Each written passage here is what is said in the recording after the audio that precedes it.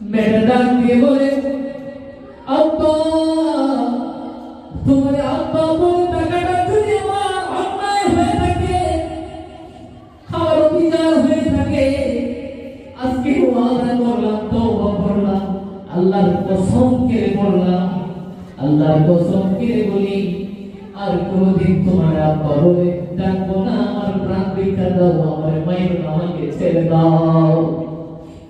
দাহিয়ার হৃদয় বলে না, দাহিয়া তারপর তার বাচ্চারা ছাড়ে না। কোদাল দিয়া দাহিয়া আবার কবরের মধ্যে, মানে নিজের সন্তানটাকে কবরে শোয়া কোদাল দিয়া দিয়া মাটি দিচ্ছে, মাটি দিয়ে দিয়ে পাটা ঢাইকা ফেলছে, মাটি দিয়ে দিয়ে অর্ধেকটা বডি ঢাইকা ফেলছে। মেয়েটা পা পা করে আমার ডাল দেয়, কিন্তু দাহিয়া ছাড়ে না। দাহিয়ার হৃদয় বলে না। এরকম করতে করতে মেয়েটাকে কবরের মধ্যে মাটি দিয়া পরিপূর্ণ করে ফেলছে। দাহিয়া পিছনের দিকে একবার তাকায় না, মেয়েটার জন্য দাহিয়ার মায়া লাগে না।